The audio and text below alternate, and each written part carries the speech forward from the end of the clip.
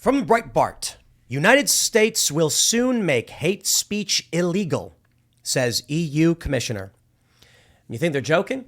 We do have a rep out of Texas that wants to ban white supremacist coordinating. But of course, these leftists don't talk about white supremacy in the way that most Americans do. To them, it means Western culture.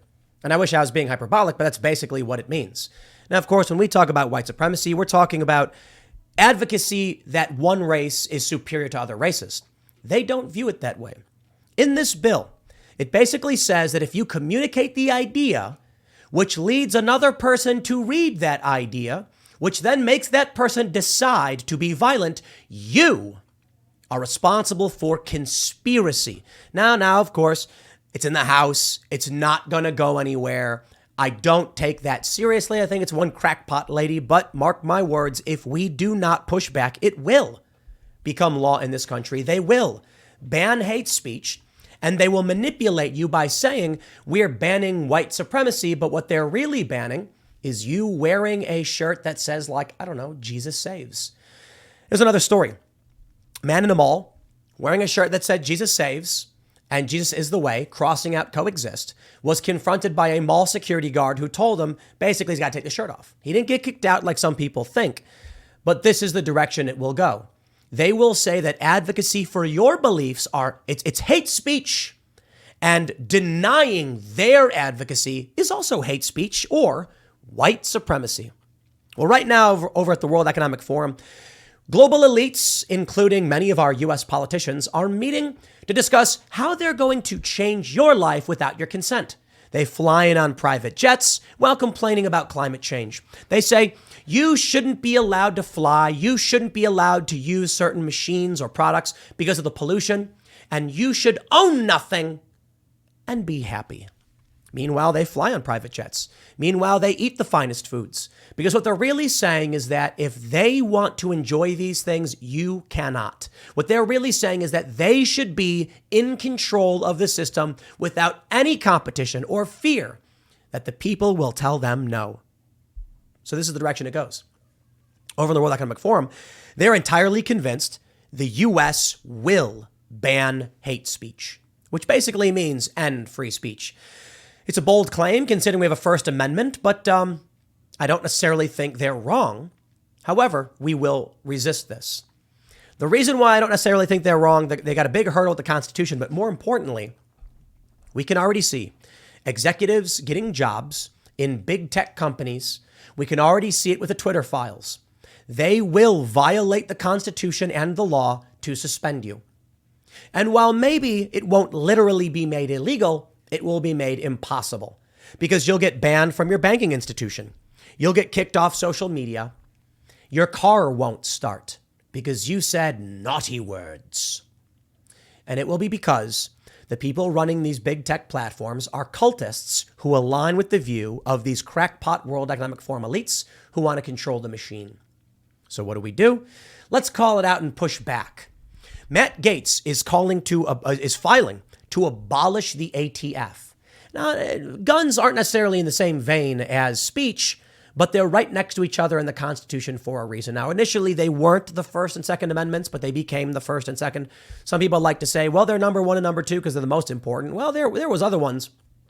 There was I think the salary of Congress and the size of Congress were considered more important because it was functional. But then when it came to the actual rights of the people, the ability to speak freely is only one component of the First Amendment. You also have the right to a redress of grievances, freedom of religion, and many more. And then you get into the Second Amendment. So, of course, as they continue to erode our rights and strip away our ability to make arguments amongst ourselves and to physically defend ourselves, I would not say it's far-fetched that they will try and take away these rights directly with assistance from international elites working for big tech. But let's go through this, and I'll tell you exactly what's going on with all of this and how ultimately it may be some kind of international conflict. It may be some kind of civil war, but I don't see this ending with people just bowing down and accepting this crackpot policy. Before we get started, head over to timcast.com, become a member in order to support our work directly. As a member, you'll get access to exclusive members-only segments of the Timcast IRL podcast. Just click join us over at timcast.com. I'll tell you what you do. When you're a member, what you're doing is giving me some sick days. I have been out on the morning show hasn't happened for the past couple of days because my throat's been messed up. It's basically recovered. So I'm really excited for that. Didn't take any ibuprofen today. No, this is actually just, I'm able to talk. So I'm very happy I can get back to work. But it is only because you became members that I was able to take the day off. When we operated solely on sponsorships and ad revenue, I didn't work. Zero money comes in. And that's a scary prospect. Not zero because there's like YouTube views from older videos. But for that day, we make no money. And that's scary. With memberships, you guys afford me the ability to take some sick time off. So it's not just about supporting the website, supporting our cultural endeavors. It's about that as well. So just wanted to say thank you to everybody who's a member because I was able to take a couple days off, rest my voice, though I still did Timcast IRL. That really did help. Smash the like button, subscribe to this channel, share the show with your friends. Here's the story from Breitbart. They report the U.S. will soon follow Europe in implementing laws against so-called hate speech, a top bureaucrat claimed at the World Economic Forum's meeting in Davos. The vice president for values and transparency for the EU Commission, Vera Jourova, predicted on Tuesday that hate speech laws will be imposed upon the American public despite long-standing case law at the Supreme Court protecting such speech under the First Amendment. Quote, illegal hate speech, which you will have soon also in the U.S., I think that we have a strong reason why we have this in criminal law, Jourova said. The Czech politician who previously served as the European Commissioner for Justice, Consumer and Gender Equality, oh, look at that, made the comments during a World Economic Forum panel hosted by former CNN host Brian Stelter on the clear and present danger of disinformation. I'm in no mood today, I will tell you this. Brian Stelter is one of the king purveyors of disinformation. A man that I would describe as the banality of evil, not malevolent evil. No, just someone who carries along this broken machine that is destroying our system. Brian Stelter, I think, is a bad person. I don't know if I would say he's a malevolently evil. Sorry. The choice of Stelter may perhaps be viewed by some as ironic, given his own relationship with the truth. I like how they highlight that. Yeah, his relationship with the truth is pretty bad, to be honest. The panel also featured New York Times chairman Arthur Gregg Sulzberger, Democratic Congressman Seth Moulton, and Internews CEO Jean Bourgal. Representative Moulton seemingly agreed with the statement from the EU Commission VP telling her, I think it's general the U.S. has a lot to learn in terms of data regulation, internet regulation. You're way ahead of us in that regard. However, the Democrat politician later clarified that he did not believe that American politicians were ready to forsake the fundamental aspects of freedom of speech. The comments from Jourova come amid the backdrop of the ongoing dispute between the European Union and the new Twitter boss, Elon Musk, over his publicly stated commitment to free speech, which has ruffled feathers in Brussels. Indeed, Jourova herself commented on the matter to Euractiv on Tuesday, saying that the platform should partner with the EU in combating hate speech and disinformation, saying, we need the platforms to work with the language to identify such cases. She said that the European Union laws surrounding online speech will be enforced, saying they apply to Twitter regardless of who owns it. Musk should not underestimate our efforts to make big platforms responsible. I say, Elon Musk, you give them the finger. Flip them the bird. You know what I would say? I'd say, good luck banning us. Ban us. Do it. Ban Twitter in Europe. Do it. You know what really bugged me? The adpocalypse on YouTube. Do you remember this a few years ago? It was like 5 years ago. A bunch of advertisers got mad because the Wall Street Journal was ragging on PewDiePie. The advertisers went to YouTube and said, shut this down or else. YouTube panicked, created a new system, demonetized everybody. You know what I would do if it were me? I'd say, advertiser, do you want to be on the biggest platform for video and second biggest for search? Because we can arrange your removal. You want to be banned so that no one can ever watch your videos again? How about this? If you threaten me, here's what I'll do. I will give free ad dollars to Coke. If Pepsi wants to come and say X, we'll give it to your competitor. I'm not saying Coke or Pepsi deliberately did anything. I'm not trying to call them out. I'm just saying because Coke's one of the biggest advertisers. What do you think they'd say? They'd say, no, please don't. Don't do that. Okay. Don't come and tell me I have to bend my knee to you. You are privileged to be here. Instead, you do the opposite. Please don't hurt us. We subsidize the platform anyway. Why? Because YouTube's ideologically aligned with them in the first place. And they said, thanks for providing the cover we needed to make these changes. If I was Elon Musk and you said, ban hate speech or we ban you, I'd say, do it. Try it. See what your people do, how they react. And then you know what we'll do? We will offer up free platforms in other spaces. We will guarantee, here's what I'll do. The first thing anybody sees when they come to our platform is advocacy against you, political action committees advocating against you. How's that? And that's probably what happened, but just in the other direction. So this is what people are saying. Timcast as a company is similar in a sense to these ESG companies. We're an ideological company. We are not here because I want to make money for myself. Sorry, that's just not reality. I'm here because I want to have a positive impact on the world. Now, a lot of these ESG companies say the exact same thing, that they believe in diversity and equity and a better future. You know, they're lying. They're crackpot cultists who want to control everything. I don't want to control everything. I want individualism, meritocracy, liberty, personal responsibility. So these ESG companies sacrifice profit for wokeness. Well, I'll tell you this. I'm doing the same thing. Sacrificing profit, but for anti-wokeness. That is to say, obviously we want to make money here, but my point is this. I believe we will make more money in the long run by investing in cultural endeavors. So there is a profit motive.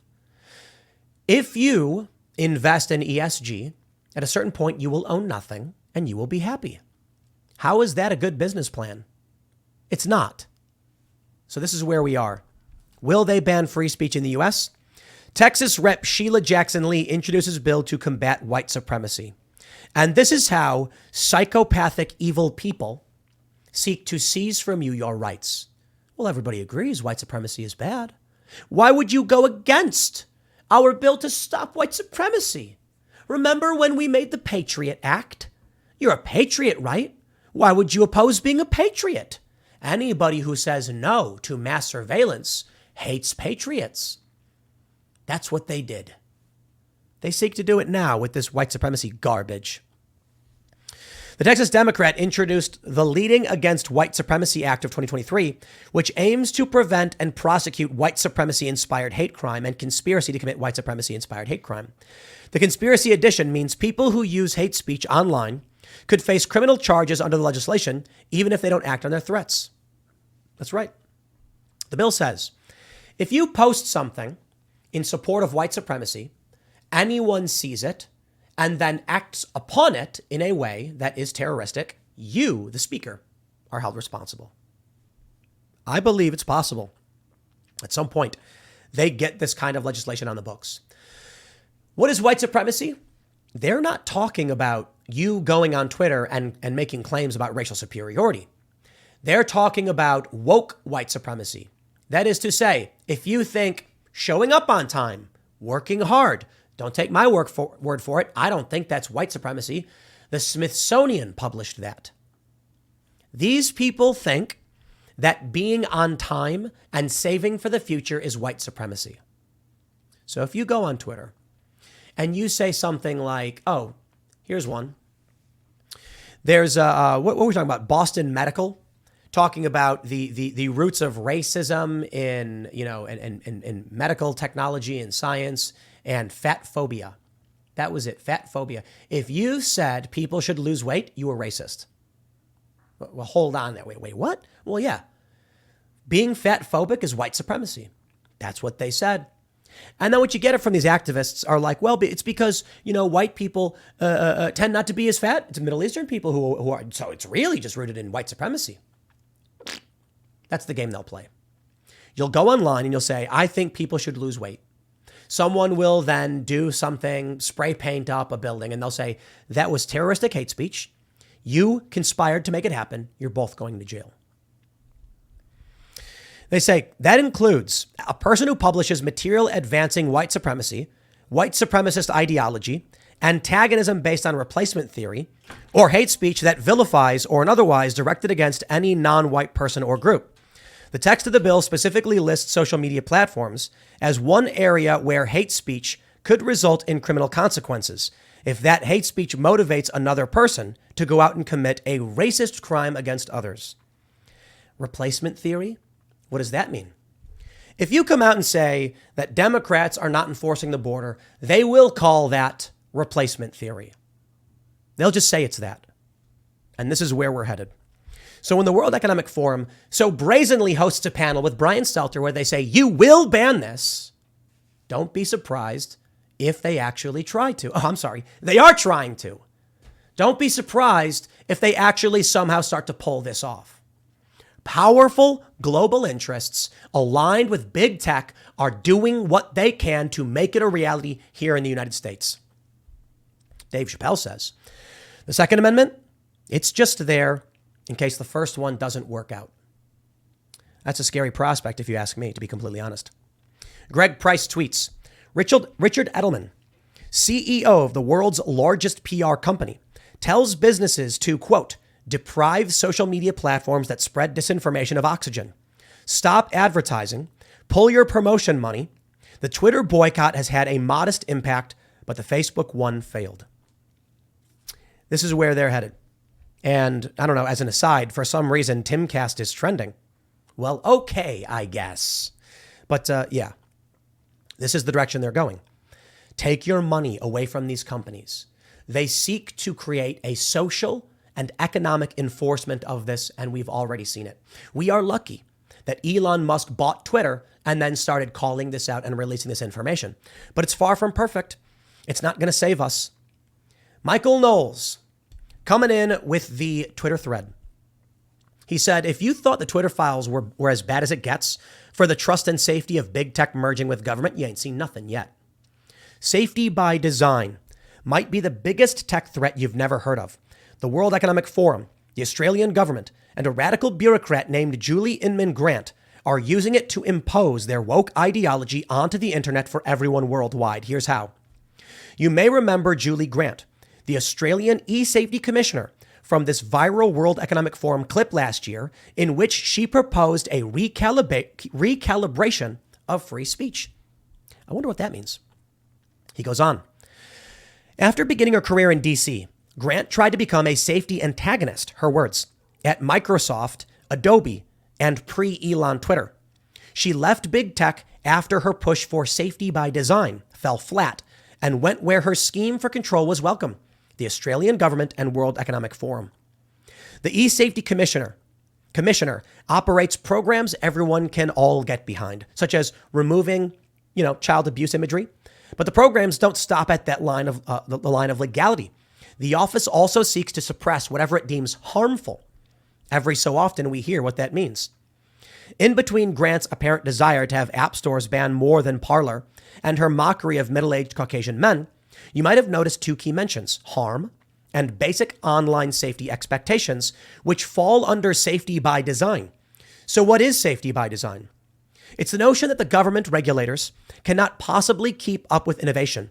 So liberals' regulatory preferences need to be built into the technology itself. Perhaps they will not outright make illegal speech. They will culturally cut it in half. That's the fear, I suppose.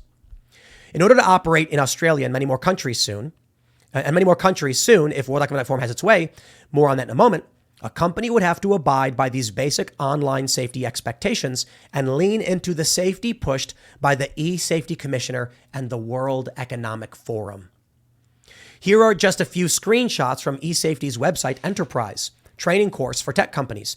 It lists hate speech, individual identity attacks, disinformation and misinformation, and conspiracy content as items for the companies to suppress. Remember, you ever watch V for Vendetta? There's that scene where Evie, played by Natalie Portman, is in that cardinal's room, or I think it was a cardinal or priest or something. And then there's a truck driving around listening. And then they hear the man yell, "Oh, please, I don't want to die." And they go, "Oh, no." And they rush in. This is what we're talking about. You will say something of your own, in your own privacy, in your own space, and they will be listening. and then they'll knock on your door. Now, it won't be the same as, in that instance, they saved a guy's life. I mean, he was a bad guy, don't get me wrong. Or they didn't save him. They were trying to rush save him. So there is the notion that they'll try to use this. They'll say, think about it. If we can listen in on all of your devices, your little at-home assistants, if someone's threatening you, we'll be there to save you because we can hear it. Let us eavesdrop. That was the NSA's argument. In reality, here's what's really going to happen. In this story from Pointer, mall security confronted a man wearing a Jesus Saves t-shirt. Is that protected free speech? Yes, of course it is. The Supreme Court has weighed in, blah, blah, blah. Here's the image. The man was wearing a shirt that says Jesus Saves. On the back, it said Jesus, I believe it says, is the way, and coexist is crossed out. They're saying, and look at this, Pointer is actually arguing that's the real reason for the confrontation. A week prior, he was soliciting people, and he was kicked out for trespassing. They're acting like it wasn't that he said Jesus saves, it was that he crossed out coexist. And my attitude is just like, and he's allowed to. That's free speech. They're not going to come out and protect your right to speak. They're going to come out and silence your opinions. They say things like, in reality, you can't have free speech if there's hate speech because hate speech stops minorities and marginalized voices from speaking. But that's their choice. No one physically held their mouths shut. They just said naughty words. So saith you that they're naughty. Take a look at this from Drew Hernandez. Director of FBI Christopher Wray says the level of collaboration between the private sector and the government, especially the FBI, has made significant strides. He states the FBI's concern about technology getting into who they determine are the wrong hands. Well, that's it. The government, the intelligence agencies, they don't care about legislation. The ATF wants to ban guns. They want to ban pistol braces, stabilizing braces, but they're not a legislative body. This is the important point. I do believe, and not to go off all on guns and everything, but recently the ATF said stabilizing braces make it a short-barreled rifle. Now they're illegal. I'm sorry, the ATF isn't a regulatory body. They're law enforcement. They don't get to just decide what you're doing is illegal. But this has been what Joe Biden has been doing and the executive branch has been doing, and it's been getting worse. And I think about V for Vendetta. There will come a time when people like me will be pushed into the underground and you'll be getting this on pirate radio or something. Because here's what's going to happen. The ATF just announced they're illegal. Better register them or give them up. And what happens if you don't? Well, they'll arrest you. And then while you're in prison, you'll file your lawsuit. And then maybe in 2 years, the Supreme Court will agree with you and say, yeah, only Congress can pass these laws. You're free to go. I mean, 2 years, your life's gone. You have no money left. Your family is, been living a life without you. Joe Biden, and even Donald Trump said this. Donald Trump said, take the guns and then go through the courts later. Determining that what you have is illegal without Congress. Nobody agreed to that. It's despotism. And Trump, they call what Luke calls him bump stock Donnie. Well, federal court just ruled that bump stock ban unconstitutional. But here's my point. Maybe you don't care about guns. Fine. It's only a matter of time before there is a law enforcement body that says, the DHS, FBI, they will outright say, advocacy of white supremacy is making terroristic threats. We don't need a new law because we already have a law. It's interpretation. And that's how it's always worked. Think about what this woman is saying with the idea of white supremacy. She is saying Western culture. She is not saying advocacy of a superior race. They've changed the definition. That's the game they'll play. Making terroristic threats is illegal. Right? The idea there is if you threaten someone with harm against them or their family or their possessions in the demand of a political aim, you are making terroristic threats. What will happen is you will say something like, I plain just think, this person is bad. I just plain don't think children should get sex changes.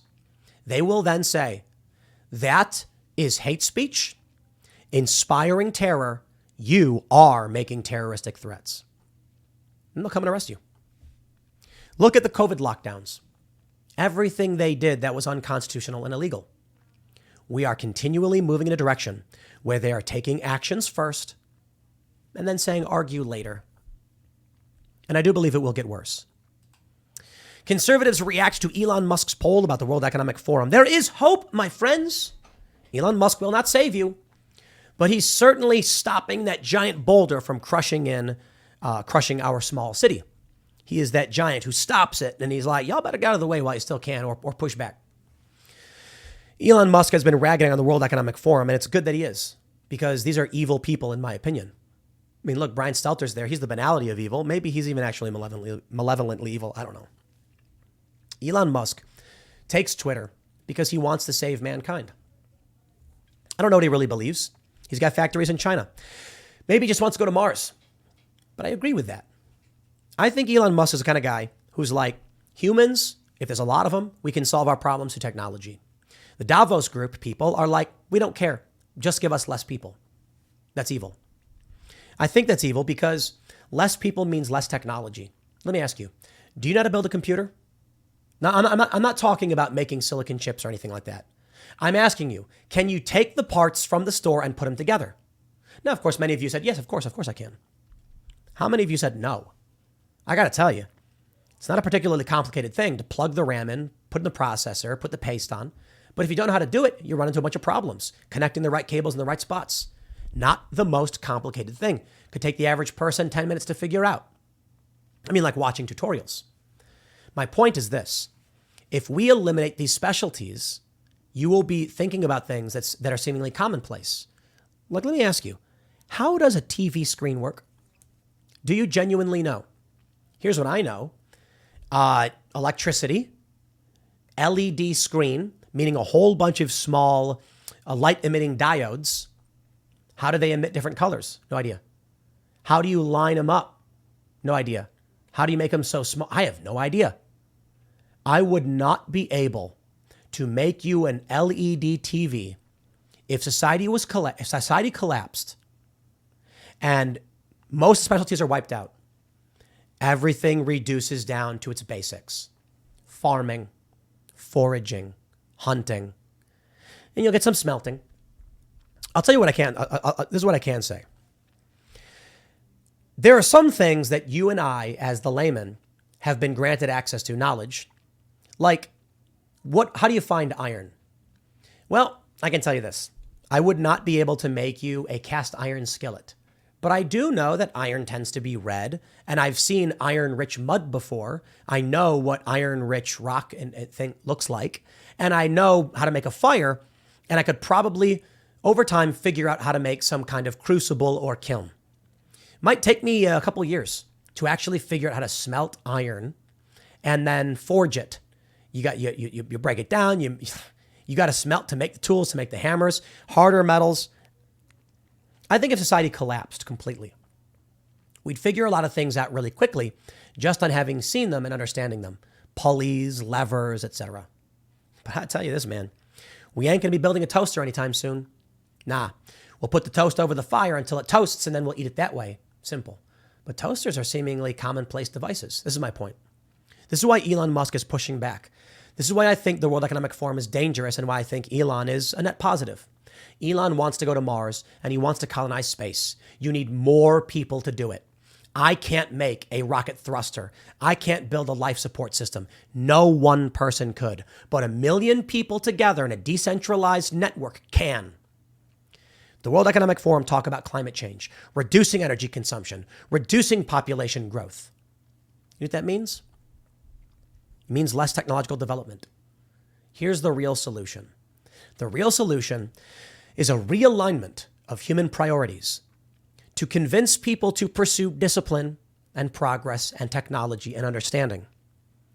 So far, what the World Economic Forum people have pushed is gluttony, self-gratification, because I think these people are the devil in the metaphor of the devil and the angel on your shoulder. Or you can just say they're the devil in that sense. Satanic, whatever you want to call it. I don't literally think like they're worshiping Satans, though many of them probably are. I view it as this. What Elon Musk and to a great degree MAGA, what it represents is the angel on your shoulder saying build. survive, progress, save, repair. And the World Economic Forum types, the Democrats are on the other side, the devil, saying, burn it down. They're bad. We're good. Destroy it all.